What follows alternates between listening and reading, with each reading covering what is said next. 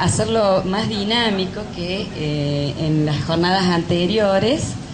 El tema de hoy que vamos a trabajar es punto de pericia, que eso fue lo que puntualmente se nos pidió que trabajemos. Hoy vamos a estar la doctora Prenol, la licenciada Mara Barrio Nuevo, Karina Cuello, Estela Cáceres y yo. Una pregunta, ¿la doctora De Marco está? Ella se iba a encargar de, digamos, juntar las dudas que ustedes tenían. Y esta propuesta sale por un pedido de ella puntualmente, ¿no? Que creo que ha recogido de ustedes también. Yo le paso la posta a la doctora Prenol, que va a definir, va a empezar con algunas definiciones y bueno, seguimos todo. Chicos, si tienen dudas y vamos muy rápido, párennos. Es preferible que vayamos trabajando punto por punto, nos saquemos las dudas. Si tienen, es decir, hemos traído una idea, nosotros traemos una propuesta de lo que hemos considerado con toda la experiencia y años de trabajo, con los distintos oficios que hemos recibido. Hemos visto qué es la respuesta que nosotros podemos dar desde nuestra ciencia. Con estos puntos de pericia me parece que abordamos todas las dudas que pueden tener. Por eso, pero si hay algo más puntual, levanten la mano.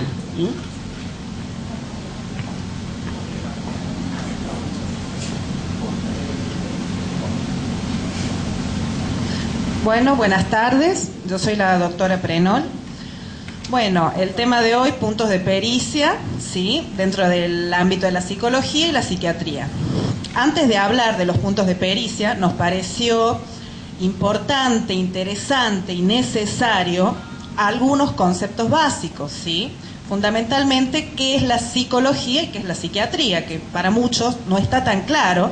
Y psicólogo y psiquiatra es lo mismo, esto lo puede contestar el psicólogo, esto lo puede contestar el psiquiatra, voy al psicólogo, el psiquiatra, es lo mismo. No, no es lo mismo. Si bien manejamos lenguajes similares y conocimientos similares, a la hora del trabajo, a la hora del enfoque, tenemos tareas mucho más específicas, ¿sí? Así que la idea, me voy a correr, es entender algunos conceptos claros, básicos, sin tratar de mezclar mucho, porque si no, podemos hablar mucho de esto, pero es para que ustedes lo entiendan, ¿sí? La psicología, ¿sí?, como su nombre lo indica, es el estudio o tratado de la mente, de la psiquis o de los procesos mentales. Es decir, que es una ciencia que va a estudiar fundamentalmente los procesos mentales en los individuos, los comportamientos, las conductas, las interrelaciones, las formas de relacionarse entre unos individuos y otros, ¿sí?, con la sociedad. Estudia la personalidad, las características generales, características profundas, y si bien también ve todo lo psicopatológico, las enfermedades y lo anormal, es una ciencia muy amplia, muy vasta, que no está solamente enfocada hacia eso. Es decir, en líneas generales podemos decir que la psicología, dentro de todo, tira o enfoca, mis colegas psicólogos me pueden corregir si no es así, más hacia el estudio de la normalidad, ¿sí? En cambio, la psiquiatría de base, fundamentalmente ya parte estudiando la enfermedad, lo anormal, lo patológico. La palabra psiquiatría está formada por un prefijo psiqui, que es mente, y atría, que es enfermedad. Es una rama de la medicina que estudia fundamentalmente las enfermedades mentales, los procesos psicopatológicos, lo anormal. Estudia la prevención, la evaluación, el diagnóstico, el tratamiento y la rehabilitación de los individuos en una enfermedad, tratando de buscar la autonomía, ¿sí?, y la inserción en la sociedad. Es decir, ambas ciencias se encuentran dentro de lo que se conoce como el campo psi.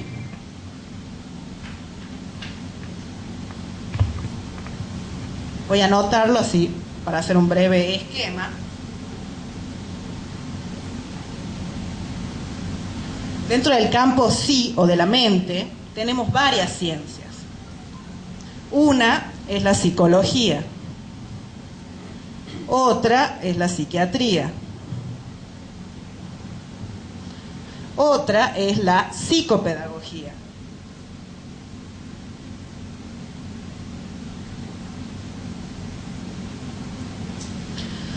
Tenemos muchas más, por ejemplo, para darles psicomotricidad, por ejemplo, esto lo vemos más dentro del ámbito de salud, ¿sí?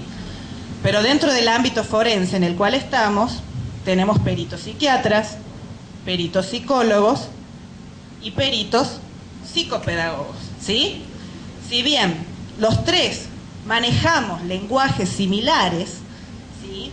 Tenemos conocimientos similares porque en nuestra carrera hemos visto un poco de todo, ¿sí? A la hora del trabajo somos bastante específicos y bastante concretos, ¿sí? Es por eso que la psicología va más a lo que decíamos primero, hacia el estudio de la conducta, la personalidad, ¿sí? Los vínculos, las relaciones.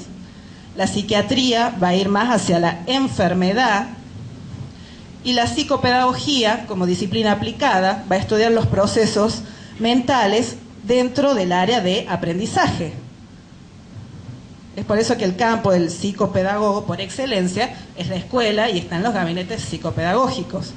¿Sí? Es el más capacitado para estudiar el tema de la diversidad, ¿sí? El tema del coeficiente intelectual, del nivel intelectual, ¿sí? El tema de las insuficiencias para evaluar los grados de discapacidad en los individuos, ¿sí? Sobre todo en el retraso mental. Si bien yo puedo tener idea de un retraso mental leve, moderado, grave, la especificidad la va a dar el psicopedagogo porque es su campo de acción. Con esto lo que quiero decir es que si bien todos podemos conocer de todo, a la hora de trabajar específicamente, cada uno tiene su especialidad, cada uno es perito en algo específico. Y debemos respetar esas diferencias y esas limitaciones para poder trabajar de manera óptima, porque si nos empezamos a meter en áreas diferentes, ahí podemos hacer las cosas mal, ¿sí? Entonces el objetivo es tratar de reconocer cuáles son los puntos de pericia específicos para cada especialidad, psicología, psiquiatría, psicopedagogía, para poder interrelacionarnos entre nosotros de una manera óptima y ustedes dentro del ámbito jurídico para poder trabajar mejor, ¿sí? Ahora vamos a dejar a la licenciada Vergesio, que va a continuar con otra explicación. En realidad, yo le quiero invitar a la licenciada Karina Cuello, que este gráfico lo propuso ella para que expliquemos por qué estamos hoy acá trabajando, porque en realidad estamos en la búsqueda, estamos en un proceso de búsqueda de la verdad y de articular ambos discursos, el discurso de la ciencia sí y el discurso del derecho. Yo se los hago muy concreto. Realina, vos te apuntala, te dejo la palabra. Nosotros trabajamos sobre el sujeto con la realidad, con una realidad subjetiva de la persona, y el derecho, si me equivoco chicos, por favor, que son abogados, corríjanme, ¿no? Y el derecho trabaja sobre el hecho, que es una cosa concreta, ¿no es cierto? ¿Cuál es y vamos en búsqueda de una verdad? ¿Cuál es el modo que hemos encontrado, tanto el derecho como la ciencia sí, para encontrar esa verdad? Es el medio, son los puntos de pericia. Por eso nos convocamos hoy, ¿sí? Karen. ¿Me escuchan así? ¿Sí? Que no quiero tomar el micrófono, por eso. ¿Me escuchan así? ¿Sí? ¿Se puede poner el aire un poquito? Bien.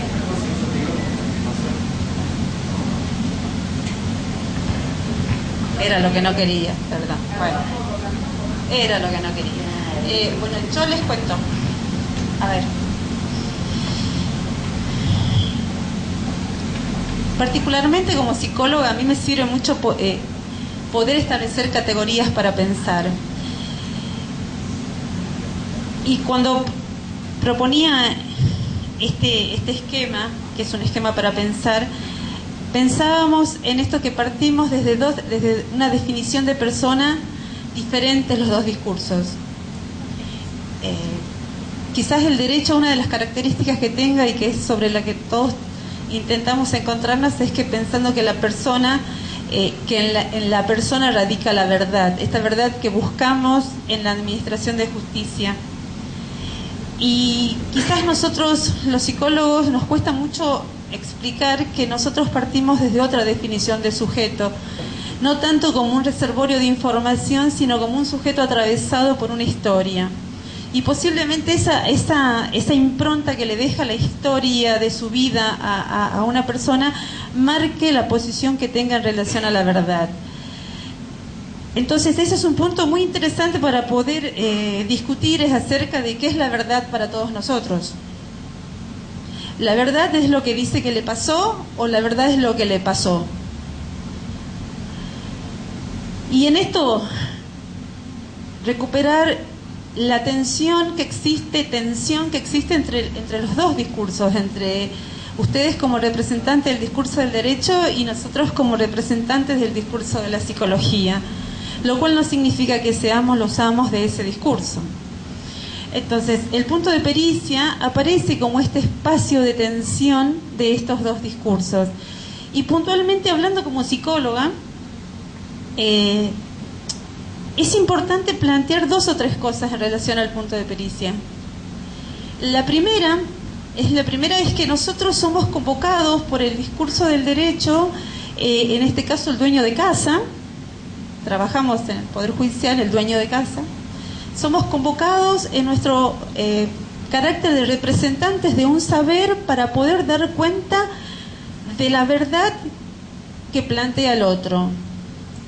Nuestra intervención, esto lo leíamos hace un ratito con Mara, se lo leía un artículo, es una intervención efímera, fugaz, momentánea y se agota con la presentación del informe pericial. Nos habilita la palabra de un juez y termina con el informe recibido por ese juez. Este acto plantea puntualmente un dilema ético. ¿Hasta cuándo podemos decir y hasta cuándo no? ¿Qué es lo que tenemos que decir y qué no? Teniendo en cuenta que ese informe no se dirige a la persona a la cual estamos entrevistando, sino se dirige al que nos habilitó en esa escena. Segundo, nosotros necesitamos dar cuenta de los recursos metodológicos que utilizamos. Bien, ¿desde dónde se interpretan? Si yo hablo desde recursos propios de la ciencia forense o de la clínica forense, esos son leídos por el discurso del derecho. ¿Cuál es la eficacia de esa lectura? Y tercero, puntualmente, se trata de poder adaptar un modelo teórico, un campo de saber a una práctica. Y en esto yo quiero recuperar este lugar del campo de saber y de la práctica, tomando a la doctora Prenol y su esquema del campo psi. Si hay algo que los tres espacios compartimos, quizás no sé si tanto las doctoras que son médicas también, es que nosotros trabajamos con algo que no es tangible. ¿Alguien ha visto alguna manifestación del alma? Bueno, podemos escuchar cualquier cosa de saber. ¿Alguien ha visto una dimensión tangible de lo que es la psiquis?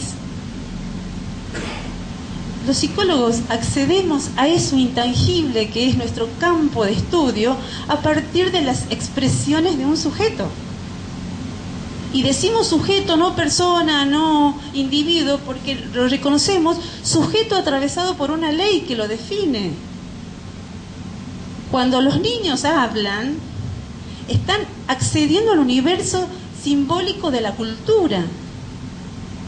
Cuando dicen mamá, nosotros todos compartimos cuál es el significado de esa palabra. Este es el atravesamiento que le hace la cultura y lo define, lo atraviesa como sujeto y lo marca sujetado a una ley. Entonces, esto no tangible es lo que nosotros tenemos que contarles a ustedes como puntos de pericia, ustedes abogados que necesitan algo tangible. Imagínense el lío que se arma. Alguno que me diga cuando lee un informe psicológico, ¿qué es lo primero que piensa? Me encantaría. A ver, Ezequiel, ¿qué es lo que dice? No entiendo nada. Está re loca, ¿qué le pasa, Y para esto estudió. Esto no me sirve. ¿Y esto? ¿Qué hago con esto? ¿Para qué me sirve que me diga que tiene... a ver, ¿qué les puedo decir? A ver, ¿cómo es, Rodrigo? Entonces estás en apuros, te cuento, ¿no? Lamento decirte que necesitas ayuda.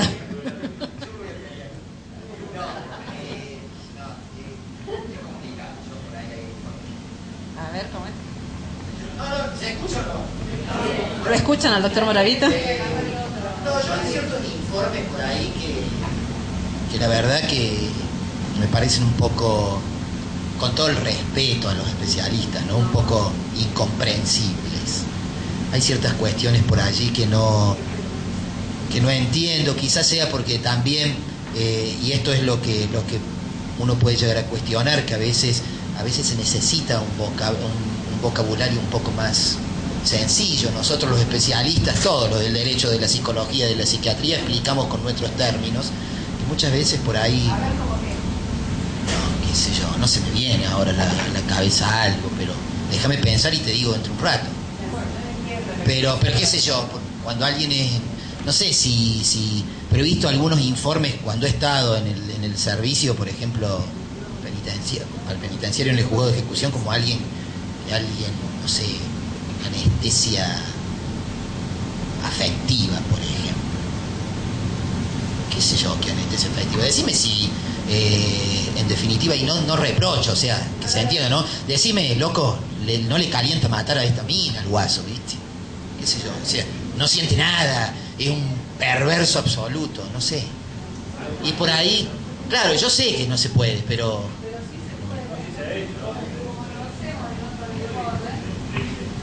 Estuvo dos casos año pasado muy particulares. ¿Cuál? Pero en el público en ese caso, yo me voy agregando, todos nos vamos agregando, pero en ese caso, no, lo vamos a ese punto se llama operativización de conceptos. Cuando vos diagnosticás, entre comillas, en realidad es la uso de un término de la clínica, estamos en la parte forense, cuando vas a definir un trastorno, si lo hubiera, o una patología, o una situación ya. Hola, ahí está. Cuando vas a definir alguno de estos cuadros nociológicos, se pueden llamar trastornos de la afectividad. Vamos a hacer de cuenta que tu observación tiene que ver con esa posibilidad, porque una persona que no siente afectividad ante una situación X nos está pudiendo inferir un trastorno de afectividad. Esto se puede operativizar. Igual es un paso que vamos haciendo y vamos articulando en estos momentos de poder ensamblar, si se quiere, o lograr un punto de encuentro entre los dos discursos para ser funcionales en este sentido a un proceso. Ya termino. Entonces, el punto es, si vamos a decir tal cosa, la explicamos desde la ciencia, según Freud, según el autor por el que nosotros trabajemos, y lleguemos a esa conclusión para que ustedes lo puedan entender así. Ya lo fuimos haciendo en algunos informes, así que habría que ver.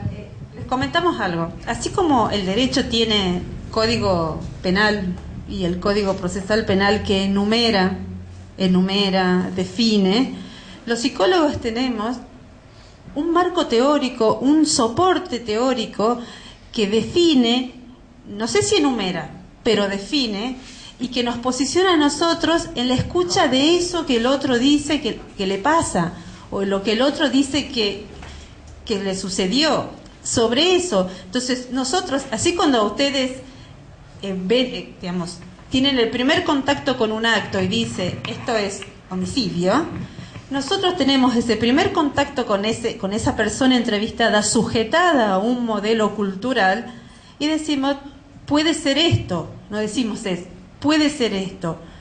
El tema es, esto es un diagnóstico,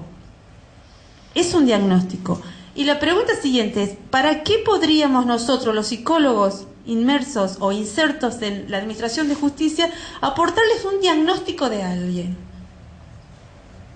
Entonces, lo que no le aportamos es un diagnóstico. ¿Les sirve a ustedes saber que el otro es un perverso? ¿Desde dónde lo van a leer? Desde la propia representación de los... Perdón. Sí sirve, yo pienso que no sé, a ver. ¿Para qué le sirve? Cari, creo que entiendo lo que dice Rodrigo y lo que dice Marcelo. Desde el punto de vista de ustedes también formalizan en la teoría la explicación formal de por qué llega a una conclusión. A lo que nosotros nos está haciendo falta más de una vez es bajar esa teorización para poder endilgar o no determinada cuestión y para poder bajar a la práctica determinados conceptos que nosotros son útiles en derecho. Más de una vez el informe viene con una fundamentación teórica, pero se pierde en eso. Y la conclusión no ayuda a la causa ni ayuda a la imputación, porque en todo caso se te pierde en una formalidad de cuánto teoría o cuánto a fundamentación de por qué se llega a la conclusión. Pero la conclusión, que es la que nos interesa a nosotros, no está desmenuzada, que nos va a permitir a nosotros arribar a una cuestión o otra. Hay cosas que se están formalizando demasiado en el último tiempo. Y se repiten en la posición en que adopta cada psicóloga respecto a los criterios o respecto a las formas que lleva a cabo los test. Y lo vemos en todos los informes, vienen pegados de la misma forma. Pero la conclusión siguen siendo 3 párrafos chiquititos abajo que no alcanzan para explicar toda esa formalidad previa. ¿Me entienden?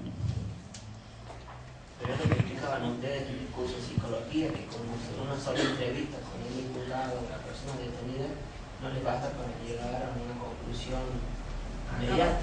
La cantidad de entrevistas Claro, por ejemplo, no sé si hablo de desconocimiento absoluto de la ciencia de ustedes, de la psicología, pero en un caso, por ejemplo, en un testimonio, voy a dar un caso concreto, dado por una menor de edad, decía bueno, que el padrastro, al margen de que se estaba abusando, describía que bueno, que le parecía raro que agarraba su muñeca, le daba de tomar agua, digamos, una mamadera a la muñeca y hacía que haga pis, ¿viste? Las nenitas de las muñequitas que hacen pis, y hacía que la pis, digamos, el agüita de la muñequita le caiga por la espalda y la cola. Entonces, si vos me decís que el tipo es un perverso, en ese contexto, yo llego, es un indicio más acerca de la veracidad de lo que la chiquita me está diciendo, ¿me entendés? Entonces ahí sí me sirve que me digas que el tipo es un perverso. Porque en el testimonio brindado por la menor, ¿me entendés? Le da ese indicio un poquito más de, bueno, es creíble lo que ella cuenta si vos me decís que el tipo es un perverso al tener esta conducta y este comportamiento.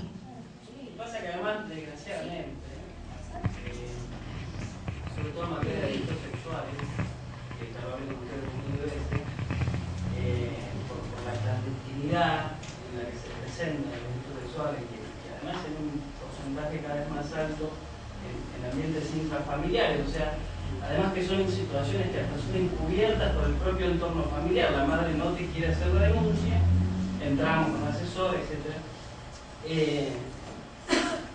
El único sostén que tiene para nosotros la declaración de un chico, de una menor o a veces de un adolescente es el informe pericial psicológico. Es lo único en lo que nosotros podemos después sostener la imputación. Y a veces una detención, o no. Y a veces una detención, o sea, lo que implica detener a un tipo y mandarlo a Miraflores. Que es una decisión prudente, una decisión fácil. Y el único sostén que nosotros tenemos es el informe de ustedes. Entonces ahí es donde a nosotros, ahí es donde nosotros los informes estos que se pierden en maraña teórica y nos dejan un poco huérfanos. Nosotros tenemos en claro que muchas veces las pericias son el sostén aunque creo que disentimos con esa postura, de que tenga que ser el sostén de una imputación o no. No sé si colegas, compañeros, si están de acuerdo. Al menos yo disiento de eso. El motivo es tratar de buscar un lenguaje que entiendan. Tratamos de operativizar los conceptos, de traducirlos, por decirlo de alguna forma, pero no podemos apartarnos de todo el marco teórico. Si nosotros estamos explicando un concepto, se los tenemos que decir de dónde, por qué, cómo, cuándo, y todo eso viene con todo un marco de conocimientos y es imposible evitar ponerlo. Sí, tenemos que hacer, digamos, quizás por ahí volemos un poco cuando nos ponemos a escribir y concretar un poco más, ser un poco más directos y concretos, pero creo que lo que Karina intentaba decir no es que no vayamos a dar diagnósticos o cerrarnos en conceptos puramente clínicos, no es esa la idea. Pero tampoco podemos no ponernos, no sé. Quizá nosotros estemos errando, y eso es quizá nosotros también estemos errando, cerrándolas a ustedes en público, a la hora de reclamar puntos judiciales o que no son todos precisos. A ver, no les sirve para evacuar lo que necesitan. Casualmente, por eso estamos acá. Estuvimos haciendo un análisis de los cursos de pericia y te aseguro que la mayoría se respondía por sí o por no. Entonces, ¿qué nos dejaba de eso? A ustedes no les sirve. Es una cosa de papel que lo hacen un bollo y digan, eso no sirve. A nosotros tampoco, porque estamos dando nada. Entonces, de hecho, sobre eso. Bueno, ahí vamos, 2 o 3 cosas, digamos, yo voy a hablar en esto como yo. Yo escribo, yo fundamento informes, absolutamente, y tengo muy en claro cuál es mi lugar, y tengo muy en claro que soy garante de derechos, y adhiero a la postura de que, como dice Foucault, de la imputación recibida, la persona con la condena cumple la sanción que la sociedad le impone. Del diagnóstico no sale más. O sea, un diagnóstico de que es un perverso narcisista no sale más de ese lugar. Y en este punto, si quieren pensar, es mi posición ética la que se juega. Pero la segunda cosa que sí tengo que decirle, llámenme. Yo soy la de los teóricos. Llámenme, ampliación y aclaración son 2 funciones que están vírgenes. Pero ahí está, eso es lo que yo quería decir. Estuviste en la causa Cano. Bueno, la causa Cano fue bastante ejemplificativa de lo que por ahí creo que pretendemos, por lo menos en un homicidio. ¿Y por qué digo por lo menos en un homicidio? Porque básicamente ustedes son convocadas, porque el código así lo establece, en los delitos sexuales, ¿sí?, o en los delitos graves, ¿sí? Esto es un robo con armas, ¿sí?, básicamente, o robos violentos, y en homicidios. Y creo que son 3 informes que ustedes van a responder, o 3 pericias que ustedes van a responder desde una óptica completamente distinta. Y a su vez lo que nosotros esperamos en cada uno de estos casos de un informe de ustedes también es completamente distinto. Porque en el robo con armas, bueno, en los robos violentos, uno que espera, bueno, que distinguía qué es bueno y qué es malo y que comprende la criminalidad del acto. Simplemente es casi que es un cumplimiento, un formalismo procedimental, punto. Ahora, en lo que es el homicidio y lo que es los delitos sexuales, ustedes se predisponen distintas, nosotros nos predisponemos distintos. Ahora, lo que nosotros queremos como operadores del sistema establecer ya como práctica es la entrevista directa, ni por teléfono, ni mediante oficio, la entrevista directa con la profesional. Nosotros, en ese caso, ella nos advierte, miren, acá yo veo tal y tal cosa, y se vino. Y yo quiero hablar con ustedes, no tenemos tiempo, no, quiero hablar con ustedes. Y vino. Y la causa terminó en un debate, condenándolo por un delito más grave que el que nosotros queríamos. Y en mucho influyó el testimonio de ella. Inclusive nosotros hablamos con la Cámara que le decíamos, no lo incorporen por lectura, llamen a la profesional, porque necesita explicar cosas que no las puede volcar simplemente en un informe. Entonces digo, establezcamos como práctica, como operadores del sistema, que aunque sea 10 minutos previo a remitir nosotros el oficio pidiendo que nos reunamos, por lo menos en las causas que son realmente graves, para eliminar un paso fundamental. Y con respecto a la fundamentación, si mal no lo interpreté a Ezequiel, yo creo que no está la molestia en la fundamentación, sino por ahí en la traducción, para que lo entendamos, de la conclusión. Tal vez ahí hacerlo un poco más entendible, ¿sí? No, está bien, pero digamos, yo soy el más viejo de todos, o sea que históricamente he visto informes de alguna profesional que no está acá, por eso no le voy a dar nombre, pero lo voy a comentar, donde me hablaba de una suerte de la psiquiatría, de generalidades banales que nada tenían que ver con ninguna ciencia, como que trabaja, estudia, cree que hace las cosas bien, tiene buen concepto en el barrio y dice que no la mató o dice que la mató. Informe de media carilla que inclusive le tuvimos que sugerir muchas veces que no volcara la confesión del propio imputado. Creo que no hace mucho me dijeron que volvió a haber uno igual, de la misma persona. Pero bueno, digo, de esa simpleza por ahí he visto algunos, no en particular, he visto algunos muy fundamentados, ¿sí?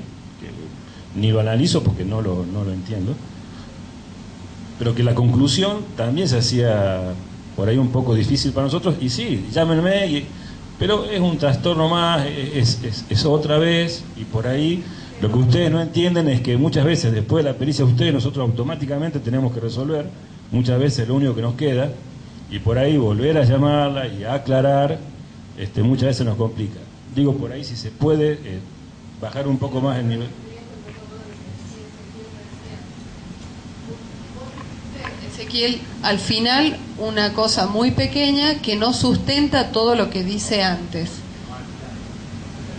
Pero vos fíjate que nosotros, está bien, el encabezado, como lo marca la estructura de una pericia, tiene cierta forma, cierto protocolo. Pero el contenido, desde que empezamos con lo que llamamos historia vital y análisis estructural, ya vamos aportando un montón de cosas. El final, el ordenamiento que dice puntos de pericia, vuelve a ser un protocolo de formato de armado de informe. Pero todo el cuerpo del informe es válido.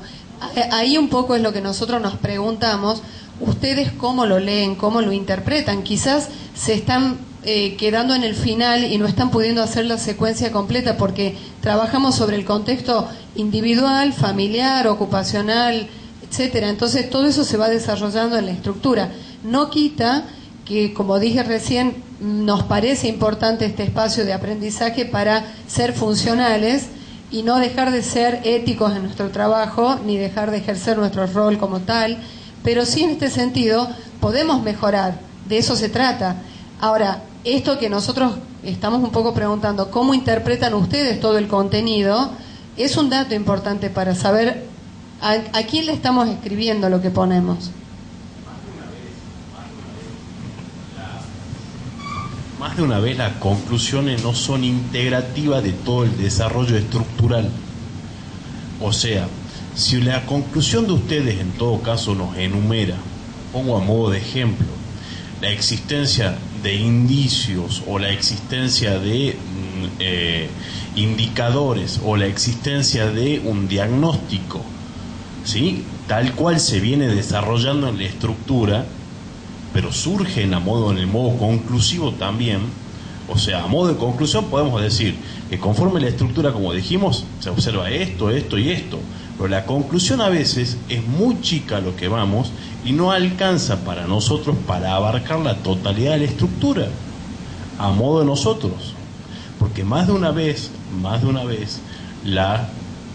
o los puntos de diagnóstico o los puntos o los indicios o los caracteres que ustedes ven en la conclusión, que es lo que nos atacan o nos pueden atacar los abogados, no surge, está escondido en la estructura lo que nos interesa a nosotros. ¿Me entienden? Pero reitero, y tiene razón lo que dice Marcelo Sago, a modo se puede implementar el tema de una ampliación o aparte una entrevista para que tengamos en cuenta determinadas cuestiones, más que todo en los delitos sexuales que nos toca a nosotros, en los graves, con menores. más de una vez, y es independiente de la postura que ustedes asuman o no respecto de la teoría, tiene que ver con consecuencias jurídicas de ese informe pericial. Más de una vez, las pericias son las determinantes para nosotros, o para incriminar o para desincriminar. Y nos sentimos huérfanos y más de una vez nos hace frío porque no nos alcanza. No son vinculantes, pero son determinantes en la práctica.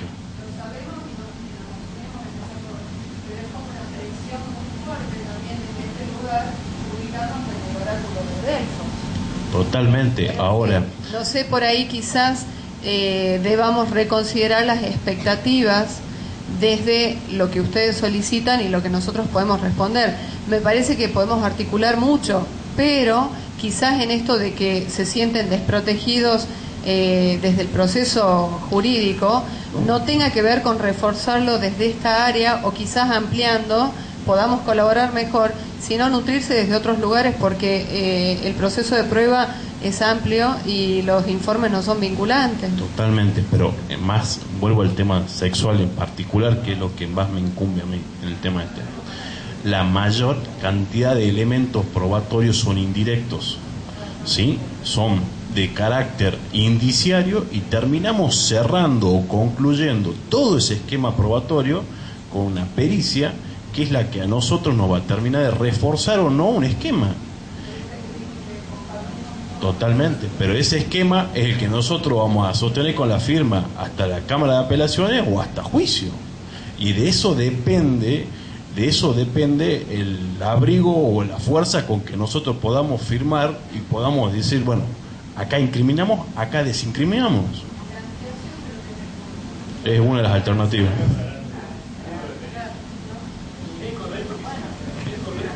Sigamos preguntando si miente o no miente, si está influenciada o no está influenciada. Eso iba a decir. Porque para mí es imposible que usted lo diga, ¿no? Pero pregunta. Por ahí uno lo pone porque se sigue poniendo siempre.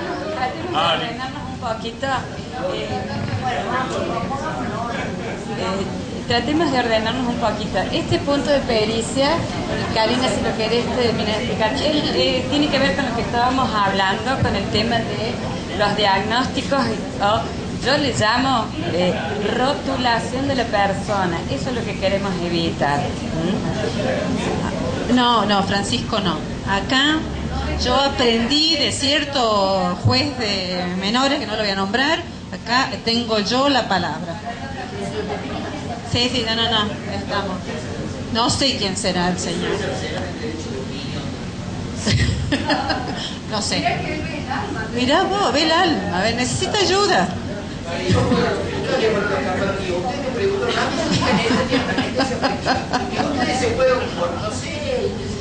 Bien, a ver.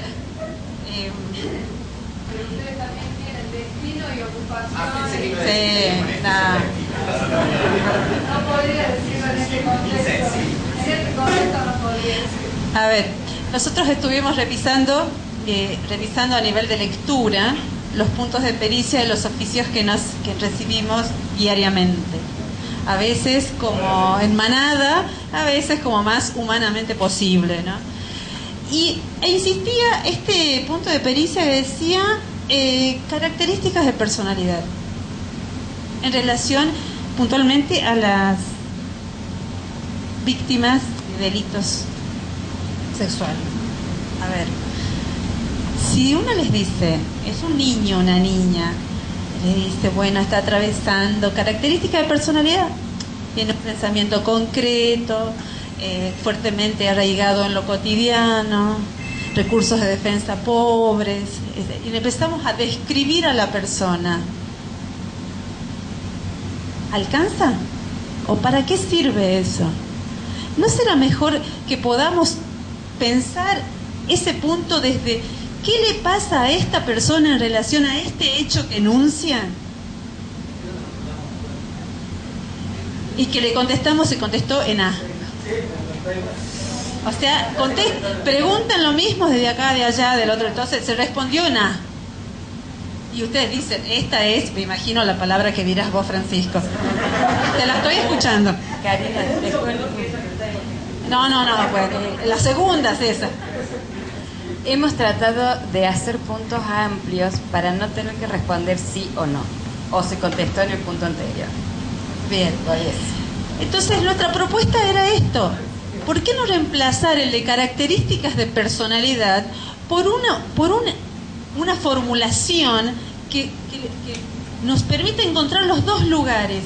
¿Qué le pasa a esta persona en relación a este hecho que enuncia? Porque sobre esto estamos trabajando nosotros. Nosotros no estamos trabajando si la persona tiene o no una estructura paranoide, sino estamos pensando si esa estructura de personalidad, ¿qué relación tiene con este hecho que se investiga? Porque si no vamos a describir a todos los paranoides, y no voy a mirar a nadie, en todos los informes, y no sé si eso les sirve. A ver, hay pericias que el código la exige y de determinada manera, porque la ley, el Cristo lo exige, hay pericias que empiezan a prueba. Pero por eso digo que prueba está bien, los parámetros, de pericias, después se las puede traer a ustedes para que expliquen un poquito más, a dónde está una cuestión, son traduzcan, porque para mí, creo que oculto no tiene nada. El alma y el lenguaje. Está buenísimo. Y por ahí es cierto, uno tiene la gimnasia, la mano del maestro, de coger y pegar, los puntos de pericia, y la ley del cheque, es el tener bien claro, no lo expresamos nosotros, no lo vamos a manejar nosotros con pruebas, sino que requiere para determinar las cuestiones y cada prueba. Entonces ahí usted también tiene que determinar. Hay cuestiones que lamentablemente mucho más determinadas. Pero seguramente, yo comparto con vos todo esto, pero me parece que el punto de encuentro de nosotros es, en el cuadro anterior tenía que ver con esa verdad. Eso es lo que queremos saber, ¿no? ¿Qué pasó? ¿Qué pasó? No el oráculo, pero sí el encuentro de dos ciencias, de dos discursos, tratando de conectarnos, de comunicarnos, y que Francisco no use ese repertorio de palabras con las que nos lee. Creo que esto es lo que pasa durante muchos años. Muchas veces yo he escuchado en muchas charlas que a los psicólogos decir, y de hecho creo que ocurre, de que muchas veces los jueces reemplazan su saber y terminan diciendo lo que ellos quieren decir en su fallo y terminan condenando o absorbiendo, ni siquiera, como decía a veces Marco, vinculante y terminación. Pero lo que pasa es que yo estoy de acuerdo con lo que dice Sebastián, y en parte lo que dice Ezequiel, en parte lo que dice Marcelo también. O sea, es como que llegamos a un punto en donde ambas ciencias, ¿no? Que no tienen obviamente nada que ver una con otra, hay un punto de divorcio ahí. Y no estamos coordinando ahí qué es lo que queremos nosotros y qué es lo que pueden hacer ustedes o qué es lo que quieren ustedes. Entonces, ahí en ese punto de divorcio donde digo, bueno, ¿no? Esto no lo contesto, esto se debe contestar de esta forma, o esto yo no lo puedo decir así como vos realmente querés que se diga, porque vos estudiás la ciencia del derecho concreto, yo del sujeto y de la personalidad. Entonces, la idea es llegar a una coordinación de decir, bueno, esto es lo que antes y todo lo que no me sirve lo descarto, porque yo creo que también tiene razón. Y esto a mí me pasa, yo creo todo lo que usted dice que no puedo. Yo tengo cuando saco esta teoría y Freud dice esto y no sé. Sí, pasa más o menos con la sentencia cuando los jueces quieren explicar un montón de cosas y no explican nada y no entiende nada a nadie. Yo me pongo en la situación también personalmente de la víctima. Si un imputado viene y le pregunta a su abogado defensor, explica, me quiso decir algo, porque la verdad es que no entiendo. Bueno, y recuerden que son partes también esenciales. Qué buen ejemplo, ¿no? Viste que el cliente lo llama a su abogado y le dice, ¿qué dijo el tribunal con esto? Bueno, llámenos. Ese es el punto. Yo prefiero reemplazar la palabra divorcio por recuperar la atención. Digamos, no estamos separados. Te hacen problemas si la ves, ¿no? Digo, no estamos separados. En realidad necesitamos recuperar ese espacio de tensión. Son dos discursos diferentes, pero la comunicación no es imposible. Entonces, la propuesta es esta. ¿Por qué no empezamos a pensar en términos de esta tensión entre ustedes y nosotros en la formulación de los puntos? Hemos tenido que contestarle amablemente si un niñito de 2 años conoce el sentir y el significado del acto sexual. ¿Alguien tiene hijo de 2 años y sabe eso? ¿Cómo lo contestamos si no es amablemente? ¿A qué apuntamos con esto? Que un diagnóstico o un rótulo, como le llamo yo, no le sirve, porque no está explicado y no está fundamentado. Entonces, esto que está explicando Karina les sirve más, les da mucho más elementos a ustedes para basarse en lo que ustedes necesitan hacer. Y aparte, recuperemos esto, nosotros somos en relación a una historia, Digamos, esto de la generación espontánea y todo esto no existe, ¿no? Digamos, si creían en eso, la cigüeña no trae los bebés. No, yo tengo algo para leerles, no traen, les aviso, los Reyes Magos son los padres también, ¿no? Por las dudas, no sigan creciendo.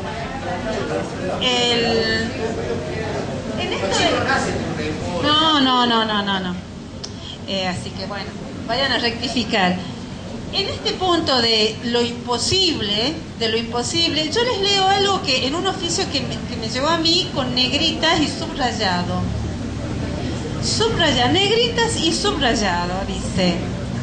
Solicitando, después de los puntos de pericia, dice, solicitando asimismo a la profesional interviniente que se responda concretamente sobre los puntos ordenados y relacionados directamente con lo peticionado, sin hacer consideraciones innecesarias. ¿Qué tal?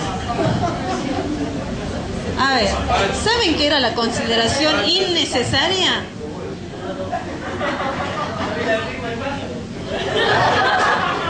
¿Saben qué fue la consideración innecesaria?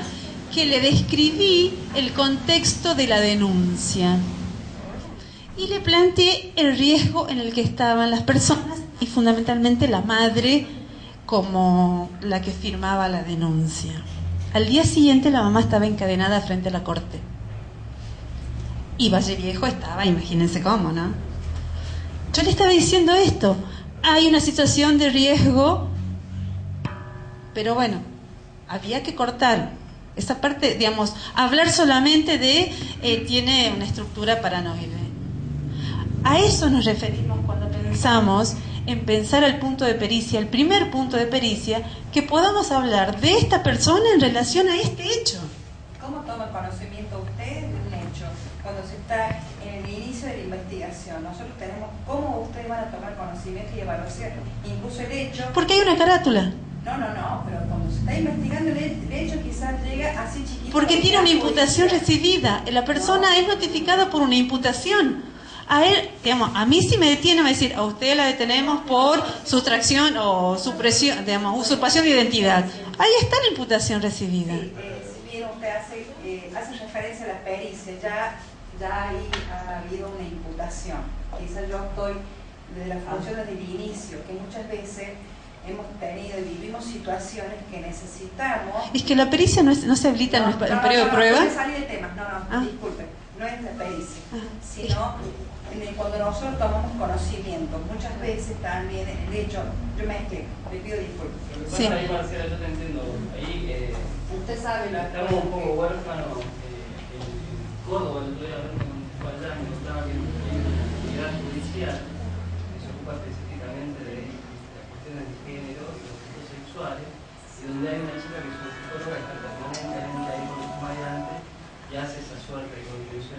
Pero si tenemos oficina de asistencia a la víctima del delito en Catamarca. Pero ustedes se enteraron, llámenlas. Bueno, pero con el mismo criterio tenemos también niñez y adolescencia para que se encargue de la situación traumática por una denuncia.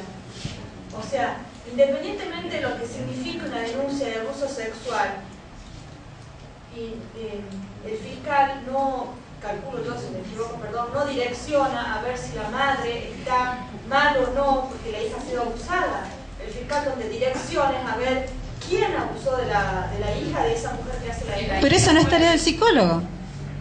No, usted me está diciendo que referente a... Porque eso da el contexto de la situación. Nosotros estamos trabajando con una persona, somos psicólogos, no somos abogados, y trabajamos somos referentes del campo de la salud mental, y trabajamos, lo primario que somos trabajadores de la salud mental, los secundarios que trabajamos en la justicia. Entonces nosotros debemos darle al fiscal los elementos para que vea que hay una persona en riesgo, para que él tome las decisiones que suponga que correspondan para proteger a la persona y seguir investigando el delito. Esta es la información. Pero de igual modo, los puntos de poder interpretar de manera más cómoda si es culpable o no, si tiene la intención o no, es simplemente eso, ¿no? Pero eso es tarea del abogado, no del psicólogo. Seguramente fijar en